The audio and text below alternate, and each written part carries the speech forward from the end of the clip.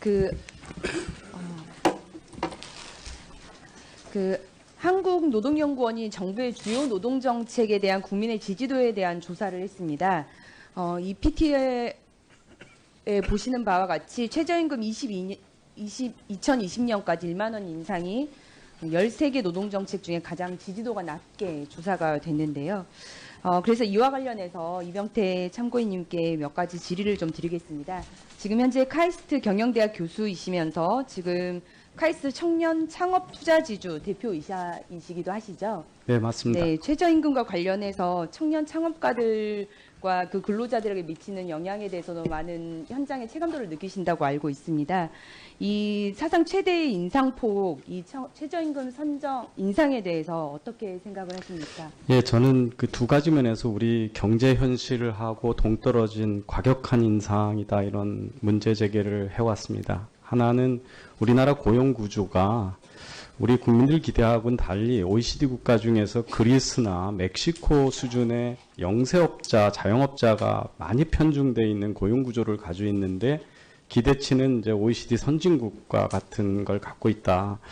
영세업자가 많은데 자영업자뿐만 아니라 제가 지금 방금 말씀드린 사회적 기업 육성하는 업무하고 벤처 스타트업을 육성하는 업무를 하는데 이 사회적 가치를 추구하는 사회적 기업마저도 창업 초기에 정규직 고용을 못하겠다고 그럽니다. 특히 이번에 이제 올라간 것 때문에 훨씬 초기에 그 코파운더나 핵심 인재를 고용하는 게 되게 중요한데 그걸 못할 정도의 이제 높은 임금이라고 하는 거고요. 두 번째는 우리나라가 수출 의존도가 높은데요. 수출 의존도가 높은 나라 중에서 경제가 잘 되고 최근 확장 경제를 가고 있는 나라가 독일하고 일본입니다. 근데 독일의 경쟁력을 얘기하는 많은 것 중에 하나가 그 사실은 단위 노동 임금이 다른 나라에 비해서 낮게 올라가고 있기 때문에 그렇습니다. 생산성에 비해서 유닛 그 레이버 코스트가 낮기 때문에 그런데요.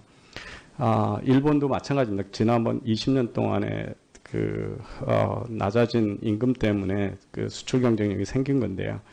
우리나라는 지금 불행히도 2012년서부터 생산성이 지금 정체 내지는 퇴보하고 있습니다. 그래서 이 생산성 없이 임금을 많이 올리는 것은 결국은 일자리 줄이는 쪽으로 갈 거다. 이 면에서 두 가지 면에서 우리나라는 그 경제 구조와 맞지 않는 과격한 인상을 했다. 그리고 생산성이나 인플레이션에 8배 되는 최저임금을 올린 케이스는 자기 나라에서 아무도 지키지 못하고 다국적 기업들한테 비싼 임금을 주라는 아프리카 국가 외에는 선진국에 있어서는 유례가 없는 사례다. 이런 걸 좀 말씀드리고 싶습니다.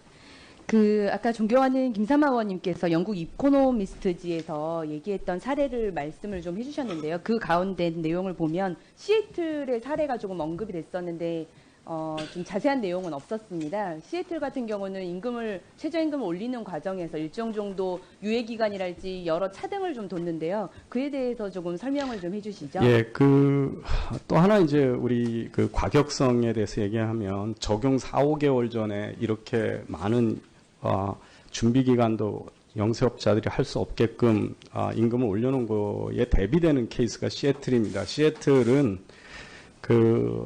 2017년에 그 큰 대기업 500인 이상의 고용자를 가지고 있고 기업이 의료보험, 미국에는 이제 의료보험도 선택적이니까 기업이 다 주는 의무사항이 아니기 때문에 의료보험을 주는 큰 대기업인 경우는 2017년이지만 500인 이하의 기업이면서 의료보험을 주지 못하는 기업은 2021년에 가서야 15불이 적용이 됩니다. 그래서 그 클래스를 4개로 나눠서 그 적용 시점이 그 기업의 역량에 따라서 상당히 오랜 기간의 준비를 가지고 하고 있고요. 그리고 이 15불도 이미 수년 전에 그 스케줄이 다 나와서 10불서부터 11불, 13불, 15불이 이렇게 기업 금요별로 수차를 두고 건 상당히 준비할 수 있는 기간을 주고 올린 건데 우리는 이제 획일적으로 규모도 상관없이 준비 기간도 주지 않고 올렸다는 면에서 상당히 과격한 정책이다 이렇게 볼 수가 있고요. 제가 그 청년들한테 창업을 독려하면서 제일 안타깝게 여기는 것 중에 하나가 최근에 청년 실업률이 왜 다른 계층은 다 안 올라가는데 갑자기 2015년서부터 네. 올라가느냐. 6%대를 유지하다가 지금 거의 9%를 넘어서 올라가잖아요.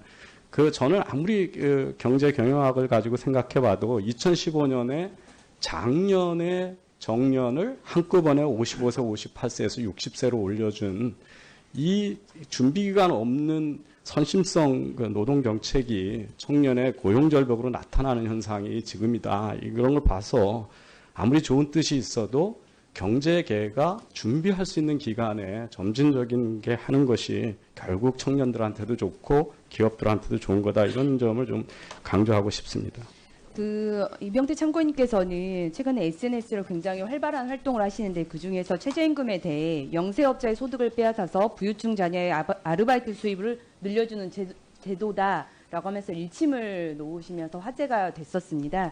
이 최저임금 제도로 인한 수혜자가 좀 불분명하다는 지적이 있는데요. 이에 대해서는 어떻게 보십니까? 예, 최저임금 대상자가 개인의 소득 순위하고 가계의 소득 순위는 일치하지 않습니다. 그러니까 제 아들놈, 대학을 다니는 아들놈이 아르바이트를 하면 최저임금이고 제일 가장 임금이 낮죠. 그렇지만 저희 집은 전혀 그렇지 않죠. 그래서 늘 이 최저임금 가지고 얘기를 할 때 다른 나라에서도 빈곤 계층에 속하는 최저임금 대상자가 극도로 적다. 미국인 경우는 한 11%로 나와 있고요.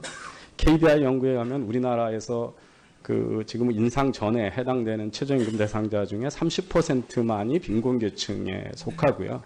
60%는 사실은 5분위 소득 중에서 상위 40% 안에 들어갑니다. 그래서 결국 한마디로 쉽게 얘기하면 가난한 자영업자 사장님의 돈을 뺏어서 저 같은 제 집에 자녀들한테 넣어주는 꼴이 돼서 이게 빈곤 해소나 소득격차 해소, 가계의 소득격차 해소에 상당히 비효율적인 수단이라고 하는 것은 경제학자들 중에 많이 알려져 있습니다.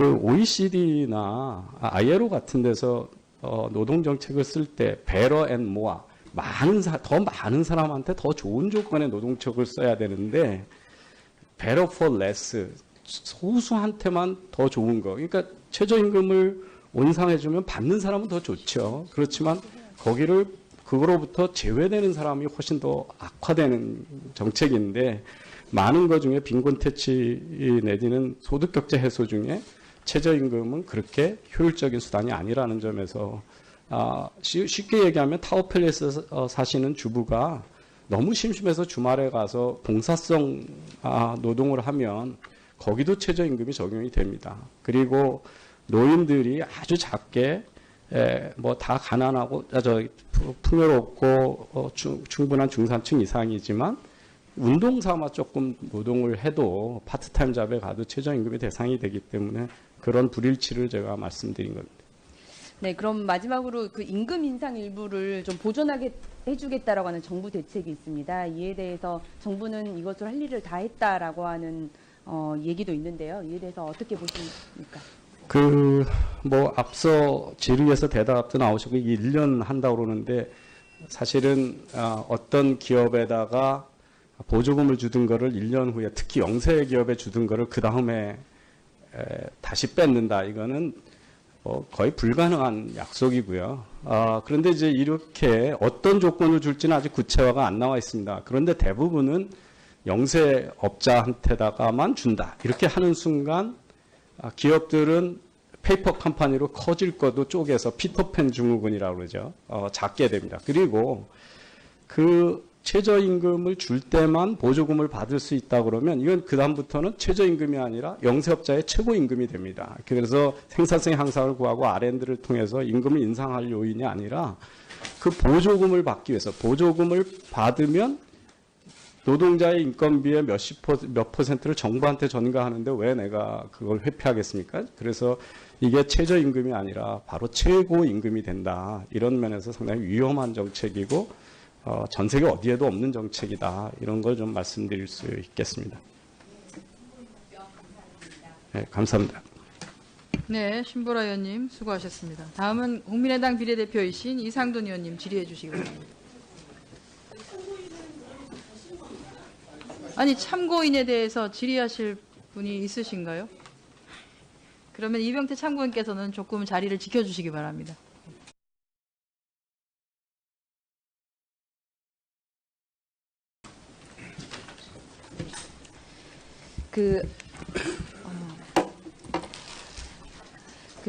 한국노동연구원이 정부의 주요 노동정책에 대한 국민의 지지도에 대한 조사를 했습니다.